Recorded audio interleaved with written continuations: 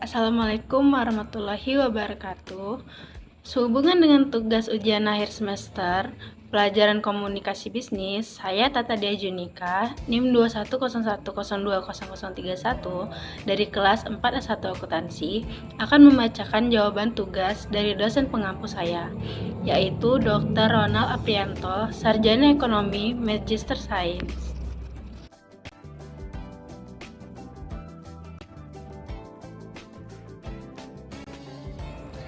Langsung saja ke pertanyaan yang pertama. Bagaimana pendekatan yang digunakan dalam menulis pesan persuasif? Di dalam suatu proses komunikasi yang berlangsung, terdapat jenis pesan yang disampaikan oleh komunikator atau pemberi pesan. Salah satu jenis pesan komunikasi tersebut adalah pesan persuasif. Persuasif sendiri merupakan suatu upaya untuk mengubah sikap, kepercayaan, atau bahkan juga tindakan penerima pesan demi mencapai suatu tujuan yang telah ditentukan sebelumnya. Di dalam penyusunan pesan persuasif juga dikenal dengan adanya pendekatan AIDA, di mana merupakan salah satu rencana organisasional. AIDA sendiri juga merupakan salah satu model hierarki efek dalam teori komunikasi pemasaran. Lantas, bagaimana pendekatan AIDA dalam menyusun pesan persuasif diterapkan? Berikut beberapa penjelasan mengenai pendekatan AIDA dalam menyusun pesan persuasif. 1. Attention atau perhatian. Pada bagian ini, pemberi pesan atau komunikator harus dapat sesegera mungkin meyakinkan penerima pesan sejak awal proses komunikasi berlangsung. Sejak pembukaan komunikator harus sudah dapat menarik perhatian bahwa ada pesan penting yang akan disampaikan, seperti dengan menyampaikan suatu ide atau masalah yang menarik, sehingga penerima pesan tertarik untuk mendengarkan dan menyimak pesan yang akan disampaikan. Untuk itu, perlu teknik komunikasi persuasif yang matang bagi komunikan agar pesan dapat tersampaikan dengan baik. Yang kedua itu interest atau minat. Dalam bagian ini, komunikator harus mampu menjelaskan secara rinci relevansi atau hubungan dari pesan yang disampaikan dengan kebutuhan penerima pesan. Dengan kata lain, komunikator harus mampu meyakinkan penerima pesan bahwa pesan yang disampaikan dapat memberikan manfaat maupun sesuai dengan kebutuhan penerima pesan. 3. Desir atau hasrat. Bagian selanjutnya dalam pendekatan AIDA adalah adanya desir atau hasrat, di mana komunikator harus berupaya untuk bisa merubah keinginan penerima pesan dengan menjelaskan lebih rinci pula bahwa apabila penerima pesan melakukan perubahan, maka dapat memberikan manfaat yang lebih baik lagi. Apabila hasrat penerima pesan sudah cukup besar, maka dapat mengarahkan penerima pesan untuk setuju juga mengambil keputusan sesuai dengan pesan persuasif yang disampaikan. Keempat, action atau tindakan. Action atau tindakan merupakan bagian terakhir dari pendekatan AIDA dalam menyusun pesan persuasif. Di dalam bagian ini, komunikator harus bisa memberi saran, tindakan yang spesifik pada penerima pesan sesuai dengan pesan yang disampaikan. Keputusan atau tindakan dari penerima pesan sendiri merupakan hasil akhir dari proses komunikasi yang efektif dengan pesan persuasif yang dilakukan.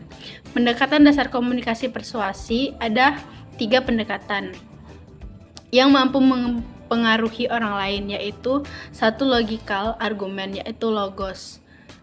Penyampaian ajakan menggunakan argumentasi data-data yang ditemukan. Terus physical-logical atau emosional argumen, yaitu penyampaian ajakan menggunakan efek emosi positif maupun negatif.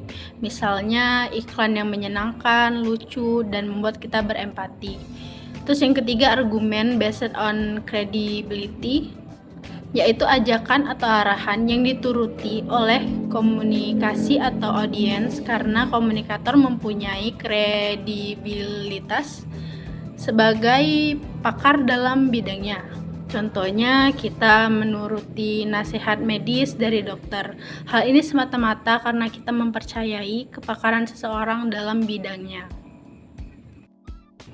Pertanyaan yang kedua, bagaimana etika kombis yang berlaku dalam perusahaan? Komunikasi merupakan suatu hal yang sangat penting dalam kehidupan sehari-hari, khususnya dalam dunia kerja, dan merupakan salah satu yang sangat perlu diperhatikan untuk mencegah kesalahpahaman yang dapat menyebabkan permasalahan yang terjadi. Dalam dunia kerja, berkomunikasi tentunya tidak lepas dengan bagaimana cara karyawan berkomunikasi dengan atasan ataupun sebaliknya, yang terkadang masih menemui kendala. Kendala tersebut dapat terjadi sering merasa khawatir bahwa ketika akan berbicara dengan atasan misalnya seperti tampak menggurui dan merasa takut bahwa pendapat yang dikemukakan tidak sesuai dengan keinginan dan tidak didengar. Kasus kesalahpahaman dalam etika berkomunikasi inilah yang menyebabkan sering terjadi konflik dalam dunia pekerjaan. Peran seorang pimpinan disinilah yang menjadi faktor yang akan mempengaruhi kualitasnya dalam memimpin perusahaan. Selain faktor mentalitas, visioner tentunya faktor terpenting dalam kemampuan mengelola bawahannya, yaitu dengan kemampuan berkomunikasi terhadap pimpinan. Kemampuan berkomunikasi yang baik akan membantu dalam semua proses yang ada di dalam perusahaan, sehingga pemimpin harus mampu mempengaruhi bawahannya untuk berbuat perubahan untuk mencapai visi dan misi perusahaan, sehingga tujuan yang ingin dicapai perusahaan dapat terwujud. Berikut merupakan beberapa etika yang harus diperhatikan dalam menjalin komunikasi dalam dunia pekerjaan. 1. Penggunaan bahasa yang sesuai. Dalam berkomunikasi tentunya menjadi sorotan utama yaitu pemilihan bahasa yang digunakan dalam berkomunikasi antar karyawan maupun dengan pimpinan.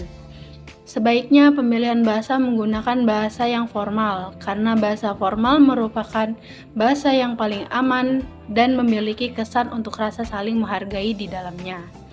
Yang kedua, memastikan intonasi suara yang jelas. Intonasi yang jelas akan menimbulkan berjalannya komunikasi dapat berjalan dengan baik, karena intonasi yang kurang jelas dapat menyebabkan pesan yang disampaikan tidak dapat diterima dengan baik atau miscommunication, sehingga ini dapat menyebabkan kesalahpahaman.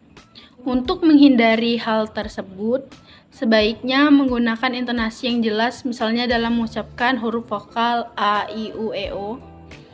Yang ketiga, antusias.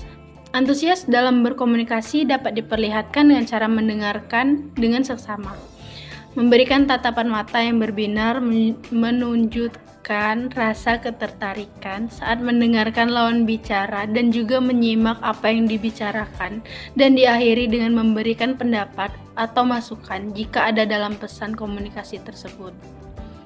Yang keempat, jangan berbicara arogan. Mendengarkan dengan seksama dan memberikan tatapan mata dalam berkomunikasi merupakan cara yang baik yang digunakan dalam beretika dengan karyawan maupun dengan atasan. Tetapi dalam menanggapi atau memberi masukan saat berkomunikasi dengan mengeluarkan kemampuan ilmu yang kita miliki, meskipun dirasa bahwa kita lebih pintar terhadap lawan bicara, hal tersebut yang harus dihindari. Hal tersebut akan menjadi sangat arogan untuk didengar dengan lawan bicara dan dapat menyebabkan adanya kesalahpahaman antar pihak. Yang kelima yaitu bahasa tubuh dan ekspresi wajah. Komunikasi nonverbal merupakan bentuk dari hasil interaksi antar individu dalam berkomunikasi. Ekspresi tertentu dapat dianggap sebagai suatu tanda bagi lawan bicara, sehingga harus berhati-hati dalam memperlihatkan bahasa tubuh dan juga ekspresi wajah dalam berkomunikasi, supaya tidak memunculkan sikap atau ekspresi yang dapat menyinggung lawan bicara atau sebaliknya. Keenam, menjaga sikap profesional. Sikap profesional dalam berkomunikasi dapat terlihat saat kita bertutur kata pada lawan bicara. Sikap profesional merupakan salah satu cara untuk menjadikan kita lebih dihargai dalam berkomunikasi. Tidak diperbolehkan mencampurkan masalah pribadi dengan permasalahan yang terjadi di perusahaan. Hal ini dapat berakibat mengganggu kinerja Anda di perusahaan. Pertanyaan yang ketiga. Bagaimana hubungan kombis dengan akuntansi? Komunikasi bisnis merupakan sarana komunikasi antara satu orang atau lebih untuk mencapai suatu tujuan bisnis. Komunikasi merupakan hubungan yang sangat penting dalam dunia bisnis. Lalu, apa hubungan komunikasi bisnis dengan akuntansi?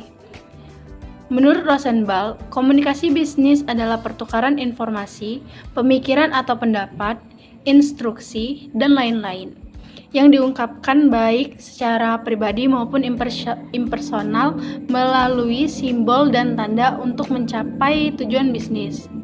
Menurut Katz, komunikasi bisnis adalah pertukaran ide, pesan, dan konsep yang berkaitan dengan pencapaian berbagai tujuan bisnis. Menurut Persing, komunikasi bisnis adalah proses penyampaian makna melalui simbol-simbol yang meliputi semua unsur yang terlibat dalam proses pengiriman dan penerimaan pesan, baik tertulis, lisan maupun nonverbal, dan dilakukan dalam suatu organisasi untuk membayar, untuk menyediakan layanan dan barang kepada orang-orang dengan harga yang wajar.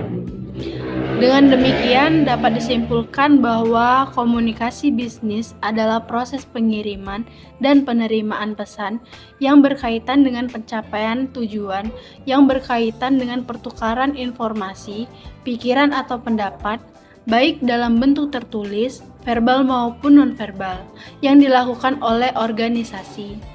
Mencapai tujuan bisnis, komunikasi bisnis yang baik juga menciptakan alat komunikasi yang baik. Kita dapat dengan mudah menegosiasikan bisnis, melobi bisnis, meyakinkan lawan bicara kita tentang tujuan bisnis, sehingga tujuan bisnis mudah tercapai. Contoh, jika kita ingin mencari pemasok dan menawarkan harga, dengan komunikasi bisnis yang baik, kita dapat dengan mudah mencapai tujuan tersebut, yaitu kita bisa mendapatkan pemasok dengan harga murah.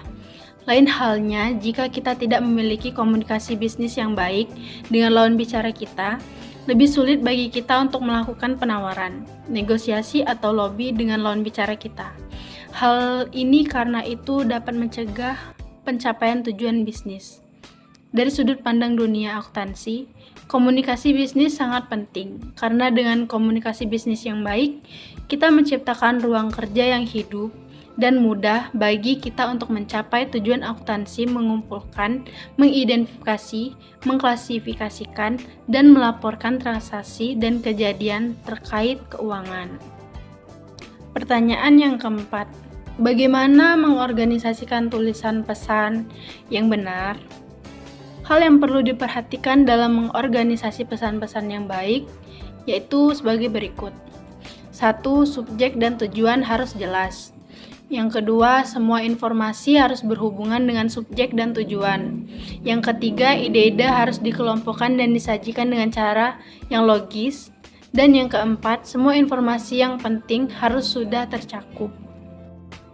Pertanyaan yang kelima, mengapa hubungan dan reputasi perusahaan perlu dijaga? Setiap organisasi atau perusahaan memiliki tanggung jawab untuk mengelola reputasinya masing-masing. Dan ini merupakan salah satu bagian dari pekerjaan public relation. Reputasi didefinisikan sebagai persepsi yang menggambarkan keseluruhan perilaku organisasi serta hubungannya dengan para stakeholder yang terbentuk seiring dengan berjalannya waktu.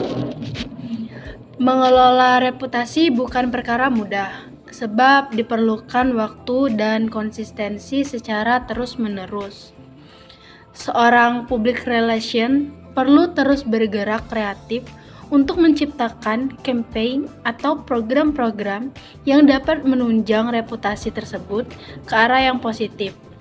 Dalam menjalankannya, public relation banyak terbantu oleh perencanaan yang strategis dan juga riset untuk memperkuat campaign atau program-program pengelolaan reputasi perusahaan tersebut. Itulah tadi jawaban dari saya. Jika ada salah, saya minta maaf. Kepada Allah saya mohon ampun. Terima kasih. Saya akhiri. Wabillahi taufiq wal hidayah. Wassalamualaikum warahmatullahi wabarakatuh.